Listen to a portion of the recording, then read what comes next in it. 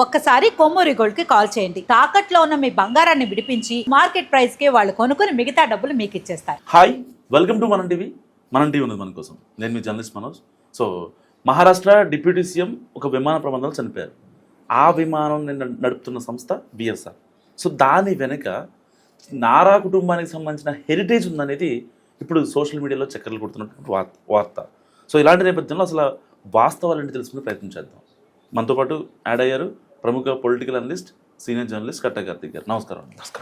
నిజంగా విఎస్ఆర్ వెనుక హెరిటేజ్ ఉందనేది ఎంతవరకు వాస్తవం సార్? అసలు మీ ఇంట్లో అర్థం ఉందా? ఉందా? ఉంది. తీసిపోయి జగన్మోహన్ రెడ్డి గారికి ఇవ్వరాదు. ఎందుకు? ఆయన అర్థం ఆయన పేసి చూసుకుంటాడు. ఊరికి చంద్రబాబు నాయుడు పేసే చూస్తున్నాడు. ప్రతి దాంట్లో చంద్రబాబు నాయుడు పేసే చూస్తున్నాడు. లేదు ఆయనకు సంబంధించినటువంటి కంపెనీల పేరు చూస్తున్నాడు. ఎక్కడ ప్రమాదం, ఎక్కడ చంద్రబాబు నాయుడు, ఏమైనా సంబంధం ఉంది అసలు? అంటే మోకాలికి బోడిగుండికి పొందర పెట్టే ప్రయత్నం. ఇది ఏమైనా కొత్త అంటే ఇది కొత్త కాదు.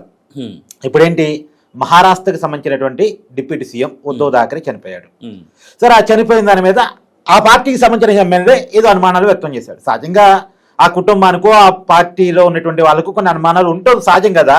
ఆ మనిషి మీద ఉన్న ప్రేమరీత్యా ఆ అనుమానాలను ఆ ప్రభుత్వమే పట్టించుకోలే. లేదు, వాళ్ళు బీజేపీతో పొత్తులో ఉన్నారు. బీజేపీ మహారాష్ట్రలో ఉన్న అధికారంలో ఉంది, కేంద్రంలో అధికారంలో ఉంది కదా. సో ఆరోపణలో కనుక వ్యాలిడిటీ ఉంటే బీజేపీ ఊరుకుంటుందా? ఊరుకోదు, అసలు ఊరుకోదు. ఖచ్చితమైన ఎంక్వైరీ చేస్తుంది కదా. సో కాబట్టి ఆ ఎమ్మెల్యే ఏదో ఆవేదనలోనో ఆవేశంలోనో మాట్లాడేటువంటి మాటలు పట్టుకొచ్చి వైసీపీ ఇక్కడ రాద్దంతో చేస్తుంది. నేనేమంటానంటే ఇది కొత్త కాదు వైసీపీకి. గతంలో వైఎస్ రాజశేఖర్ రెడ్డి చనిపోయినప్పుడు, రాజశేఖర్ రెడ్డి గారు ముఖ్యమంత్రిగా ఉండి ఉమ్మడి రాష్ట్రంలో ఆయన హెలికాప్టర్ ప్రమాదంలో చనిపోయారు. దురదృష్టకరమైన సంఘటన, బాధాకరమైన సంఘటన. అది ప్రమాదం అని మనందరం భావించాం. కాదు, దీని వెనకాల రిలయన్స్ ఉంది, దీని వెనకాల చంద్రబాబు నాయుడు ఉన్నాడు అని చెప్పేసి ఆరోపణలు పుట్టించారు. రిలయన్స్ ఆస్తుల మీద ధ్వంసం కూడా చేశారు. రిలయన్స్ ఆస్తుల మీద ధ్వంసం కూడా చేశారు. ఆ రోజు సాక్షి ఛానల్స్ లో డిబేటర్స్ గా పనిచేసినటువంటి జర్నలిస్టు నాకు బాగా క్లోజ్. అంటే పాపం వాళ్ళ చేత చేపించారు, వాళ్ళ చేత మాట్లాడించారు. చివరికి సీన్ కట్ చేస్తే, ఇప్పుడు ఒక్క మాట మన నోటి నుంచి వచ్చినప్పుడు దాని స్టికాన్ అయి ఉండాలిగా. చివరికి అదే రిలయన్స్ కుటుంబానికి సంబంధించినటువంటి వ్యక్తికి పర్మినెంట్ నత్వానికి రాజ్యసభ సీట్ ఇచ్చారు వైసీపీ అధికారంలోకి వచ్చిన తర్వాత. ఎందుకు ఇచ్చారు? పర్మినెంట్ నత్వానికి వైసీపీకి ఏమైనా సంబంధం ఉందా? పర్మినెంట్ నత్వానికి ఆంధ్రప్రదేశ్ రాజకీయాలకు ఏమైనా సంబంధం ఉందా? తెలుగు రాజకీయాలకు ఏమైనా సంబంధం ఉందా? సరే, వైసీపీ ఏమైనా జాతీయ పార్టీనా దేశంలో సంబంధాల కోసం ఇవ్వడానికి? కాదు కదా. ప్రాంతీయ పార్టీ అంటే లోకల్లో ఉన్నటువంటి అవసరాలు రీత్యా ఇచ్చుకోవాలి. తెలుగు ప్రముఖుడికి ఇచ్చుకోవాలి, వైసీపీ నాయకుడికి ఇచ్చుకోవాలి, తెలుగు రాజకీయాలకు సంబంధం ఇంకేదో ఎవరికైనా ఇచ్చుకోవాలి. కానీ ఎవరికి సంబంధం లేని రిలయన్స్ కుటుంబానికి సంబంధించినటువంటి పరమాణత్వానికి ఇచ్చారు. మరి నీకు తండ్రిని చంపిందే రిలయన్స్ అని ఆరోపించావు కదా, మరి ఎట్టిచ్చావు? నువ్వు ఎట్టిచ్చావు అంటే ఆరోపణ అబద్ధం కాబట్టి ఇచ్చావు. లేదా ఆరోపణ నిజమైతే దాని వెనక నీ అస్తం కూడా ఉందా? లేదా అది అబద్ధమా? అది అబద్ధం అన్న అయి ఉండాలి. లేదా అది నిజమైతే పోనీ మా తండ్రి పోవటమే లేక నాకు ముఖ్యమంత్రి పదవి వచ్చిందని ఆశ అన్న అయి ఉండాలి. ఏది నిజమని నమ్ముదాం? సరే, తండ్రి చనిపోవటాన్ని మనం కొడుకున్న వెనకాల ఉన్నాడని మనం అనొద్దు కూడా. సో ఆరోపణ అబద్ధాన్ని, అంటే సెంటిమెంట్ సానుభూతి కోసం ఒక అబద్ధాన్ని క్రియేట్ చేసి జనంలోకి వదిలేరని మాత్రం అనుకుందాం.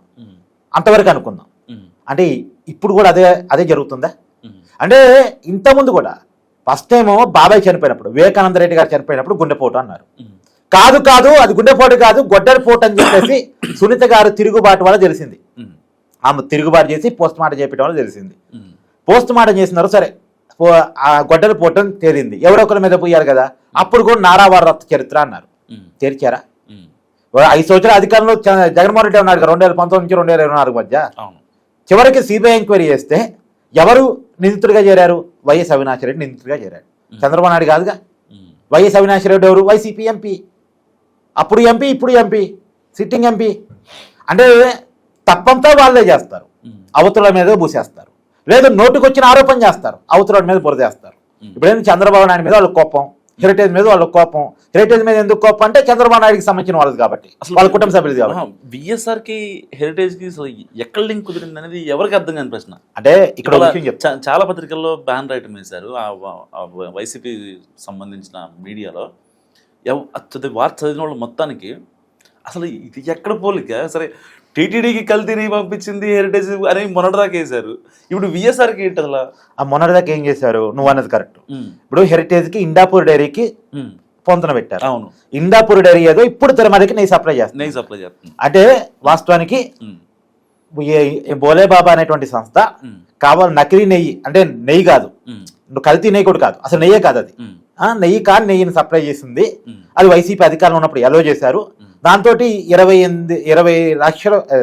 20 కోట్ల లడ్డూలు తయారు చేశారు. 68 లక్షల కేజీ రసాయన మిశ్రమంతో 20 కోట్ల లడ్డూలు తయారు చేశారు అనేటువంటి విషయాన్ని సుప్రీంకోర్టు నియమించిన సిట్ కమిటీ నిర్ధారించింది. మరి ఆ సుప్రీంకోర్టు నియమించిన సిట్ కమిటీ కారణం ఏంటి? వైవి సుబ్బారెడ్డి గారు సుప్రీంకోర్టుకి వెళ్ళటం. అవును, సుప్రీంకోర్టు నియమించిన సిట్టే తేల్చింది కదా. సో వైసీపీ తప్పు తేలిపోయింది కాబట్టి ఈ తప్పుని తప్పు కాదు అని చెప్పించడం కోసం ఇదంతా కావాలని చంద్రబాబు నాయుడు చేశాడు. ఎందుకు? హెరిటేజ్కి నెయ్యి కాంట్రాక్ట్ రావడం కోసం. ఇండాపూర్ డైరీ నుంచి నెయ్యి సప్లై అవుతుంది, ఇండాపూర్ డైరీ హెరిటేజ్ డైరీ ఒకటే అని ప్రచారం చేశారు ఫస్ట్ లో. తర్వాత హెరిటేజ్ వాళ్ళు ఏం చెప్పుకున్నారు? ఇండాపూర్ డైరీతో మాకు బిజినెస్ టు బిజినెస్ సంబంధాలు ఉన్నాయి, అది మేము ఒకటి కాదు, మాకు సంబంధించి పన్నీరు, చీజ్ ఇలాంటి కొన్నిటిని మేము అక్కడ నుంచి కో ప్రొడక్షన్ చేయించుకుంటాం. అంటే చాలా సంస్థలకి కో ప్రొడక్షన్ యూనిట్స్ ఉంటాయి, ఒక్క హెరిటేజ్కే కాదు. ఈవెన్ దో జగన్మోహన్ రెడ్డి గారు ప్రమోట్ చేసినటువంటి అమూల్ కూడా కో ప్రొడక్షన్ యూనిట్ గా ఇండాపూర్ యూనిట్ ఉంది. అంత మాత్రాన అమూల్ ఇండాపూర్ డైరీ ఒకటేనా? ఇప్పుడు మరి అట్లా అనుకుంటే ఇండాపూర్ డైరీ చంద్రబాబు నాయుడు గారిదే లేదంటే జగన్మోహన్ రెడ్డి గారిదే? ఎవరిది అనుకోవాలి ఇక్కడ మనం? అంటే ఇక్కడ మనం తన కంటిని పడుతున్న అవతల మీద రాసే ప్రయత్నం. సరే, అది వర్కౌట్ కాలే. ఇండాపూర్ డైరీ స్పందించింది, అండ్ దో హెరిటేజ్ డైరీ స్పందించింది, ఆధారాలు బయట పెట్టారు. అమూల్ సంస్థ కూడా కోఆపరేషన్ యూనిట్ గా చాలా దొడ్డ డైరీ కావచ్చు, చాలా సంస్థలకు కోఆపరేషన్ యూనిట్ గా ఇండాపూర్ డైరీ ఉందన్న విషయం బయటకు వచ్చింది. మళ్ళీ ఏం చేశారు? అసలు బోలేబాబా డైరీకి హెరిటేజ్ డైరీకి సంబంధం ఉందని పుట్టించారు. నిజమే, బోలేబాబా డైరీకి హెరిటేజ్ డైరీకి సంబంధం ఉంది. ఏ బోలేబాబా డైరీ? ఈ ఉత్తరాఖండ్ సంబంధించిన బోలేబాబా డైరీ కాదు, ఈ దొంగ డైరీ కాదు. బోలేబాబా పేరుతో మరొక డైరీ ఉంది రాజస్థాన్ ఢిల్లీ దగ్గర. సో అది వేరు, ఇది వేరు. అదే ఒరిజినల్ సంస్థ బోలేబాబా మిల్క్ డైరీ ప్రొడక్ట్స్, అది మిల్క్ ఫుడ్స్ ప్రైవేట్ లిమిటెడ్, అది వేరే ఇండస్ట్రీ. ఇదేంటిది? ఇండాపూర్ ఆర్గానిక్ అనే పదం కూడా తప్పు ఉంటది, ఆర్గానిక్ అన్నట్టు ఉంటది. ఇది ఒక పేక్ సంస్థ, దీనికి పాల సేకరణ కెపాసిటీ కూడా లేదు. ఇది ఉత్తరాఖండ్ లో ఉంటది. ఈ సంస్థకు సంబంధాలు లేవు, ఆ సంస్థతో హెరిటేజ్ సంబంధాలు ఉన్నాయి. అప్పుడు హెరిటేజ్ అనే బోలేబాబా అనే పేరు వచ్చింది కాబట్టి ఇక బోలేబాబా అని రాశారు. బోలేబాబా చివరికి హెరిటేజ్ వాళ్ళు ఈ టార్చర్ భరించలేక, ఈ రచ్చ భరించలేక, ఈ ఊక వాళ్ళ బురద సిస్టమ్ మేము కడుక్కోవటం ఇది కాదని చెప్పేసి ఢిల్లీ హైకోర్టుకి వెళ్ళారు. ఏందండి లేనిపోని ఫేక్ ప్రచారాన్ని చేస్తున్నారు అని చెప్పేసి అంటే ఆధారాలు చూపిస్తే సాక్షి చేసిన తప్పు, వైసీపీ చేసిన తప్పు, ఇవన్నీ తొలగించండి. మొత్తం దేశ చరిత్రలోనే ఒక పేపర్ రాసిన, ఒక టీవీ ఛానల్ పెట్టిన మొత్తం లింకులన్నీ 24 గంటల్లో డిలీట్ చేయండి అని ఇంతవరకు మీడియా చరిత్రలో ఏ మీడియాకి రాలే ఆదేశాలు. సాక్షి మీడియాకి వచ్చాయి, వైసీపీ అనుబంధ వెబ్సైట్లకు వచ్చాయి. సరే, అది కుదరలేదు. ఇప్పుడు ఏంటి? ఎక్కడో మహారాష్ట్రలో ఒక ఎమ్మెల్యే వాళ్ళ పార్టీకి సంబంధించినటువంటి నాయకుడు, వాళ్ళ పార్టీ అధ్యక్షుడు, డిప్యూటీ సీఎంగా ఉన్నటువంటి ఉద్ధవ్ ఠాక్రే గారు చనిపోతే ఆయనతో ఆరోపణలు కొన్ని చేశాడు. ఎందుకు ఆరోపణ చేయడానికి? కేంద్ర మంత్రిగా తెలుగువాడు ఉన్నాడు కాబట్టి, తెలుగు వాళ్ళంటే సహజంగా నార్త్ వాళ్ళకి నచ్చదు కాబట్టి సహజంగా తెలుగు వాడి మీద పోస్తూ అక్కడ అతనికి సానుభూతి రావడం కోసం, ఆ చనిపోయిన వ్యక్తికి సానుభూతి రావడం కోసం, లేదా అతనికి ఉన్న అనుమానాలు మొత్తంగా ఏదో వ్యక్తం చేశాడు. ఇప్పుడు నార్త్ వాళ్ళు మన తెలుగు వాడి మీద కుట్ర చేసినప్పుడు మనం ఏం చేయాలి? మనం అందరం ఒకటిగా ఉండి సపోర్ట్ చేయాలి. తమిళనాడులో ఉంటుంది ఆ కల్చర్.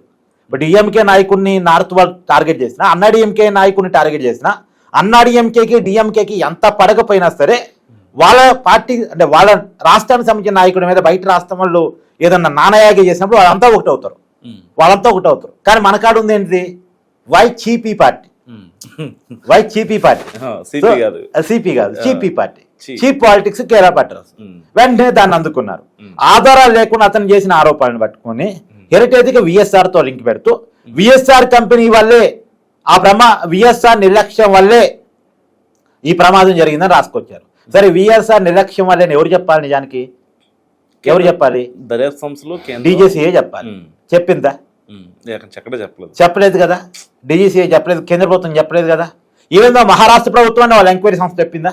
లేదు. అక్కడ ఎవరు అధికారులు ఉన్నారు? ఇదే పార్టీ కొలాబరేషన్ తోటి గవర్నమెంట్ ఉంది కదా. ఇప్పుడు అజిత్ పవార్ గారి వైపు కూడా మంత్రి పదవి తీసుకున్నారు కదా రాష్ట్ర మంత్రివర్గంలో ఆయన చనిపోగానే. మరి ఆమెతో కొలాబరేట్ అయి ఉన్నటువంటి ప్రభుత్వం ఉన్నప్పుడు, వాళ్ళ పార్టీతో కొలాబరేట్ అయి ఉన్న ప్రభుత్వం ఉన్నప్పుడు అక్కడ ఉన్న మహారాష్ట్ర ప్రభుత్వం చెప్పలేదు, కేంద్ర ప్రభుత్వం చెప్పలేదు, డీజీసీఏ చెప్పలేదు, అధికారులు చెప్పలేదు, దానికి సంబంధించిన ఆధారాలు లేవు. అతను అక్కడ ఎమ్మెల్యే ఎవరు నోటుకొచ్చిన ఆరోపణ చేశాడు, దాన్ని ఆశ్రయ తీసుకున్నట్టే కదా నా రాష్ట్రం.